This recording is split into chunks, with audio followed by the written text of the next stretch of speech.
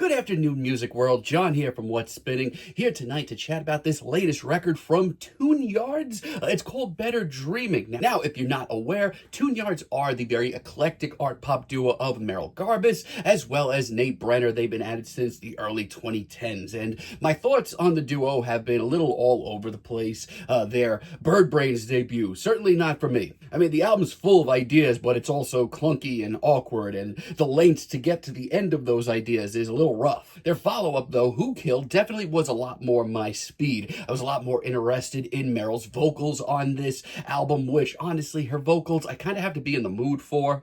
But the album was just this chaotic, colorful blast that showed them really honing in on their ideas and making them come full circle. But Nikki Nack, I thought, was their real arrival. This is one of my favorite indie pop albums of the 2010s. It's just their most exciting and complete work. It sounded like the band was ready to just take over for the next decade, but then things got really rough. I could feel you creep into my private life. I mean, I thought this was the duo at their most obnoxious, not to mention the social commentary on this album I thought missed the mark. I mean, Sketchy had its moments at points. There were a couple of decent cuts, but overall, as a record, I just wasn't really gravitating towards it, which leads me to this new record. I thought the singles leading up to it were okay at best, but I will say this is easily my favorite thing Tune Yards have done since Nikki Nack. Heartbreak is a very classy opener here. It's very colorful, it's very sultry, but also I respect their restraint on this track. Still though, Merrill's vocals bring in a lot of swagger.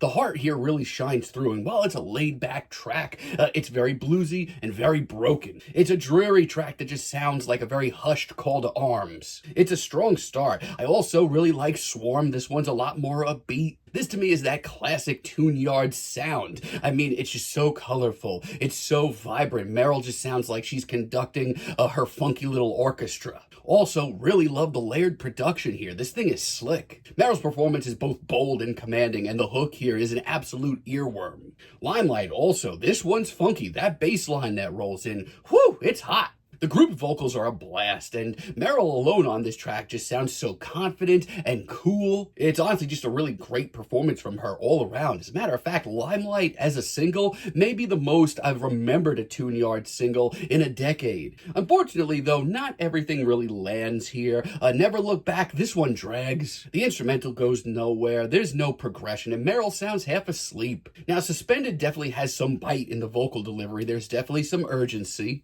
but the instrumental here, my god, this sounds like a cursed Banjo-Kazooie rejected track. It's just not that good. By the end, it's just giving me these nightmarish David Lynch vibes. Not feeling it. And Get Through, I mean, the lyrics are certainly heartfelt. They often are in Tune Yards, but the sluggish rhythm here just sucks the life out of me. Some of the group vocals do bring a little bit of fun to this track, but overall, it's not for me. They definitely hit on the brakes for a few tracks. But I will say this, what makes this album so frustrating is how unbelievably solid the second half of it is. Better Dreaming is subdued yet absolutely stunning. Between the hypnotic bass riff and Merrill's very stoic performance, this is one of the most commanding and just memorable moments on this album. How Big is the Rainbow? I love the way that this track just explodes with color as soon as it gets rolling. It's got that urgency, and once again, this just takes me back to a simpler time in their catalog. Perpetual Motion keeps that momentum going. This is another really great track despite its length. It's one of the shortest tracks I've heard from Tune Yards in a while, not even 2 minutes. But it's got dreamy grooves and a kaleidoscopic finale that I really love. And Sanctuary just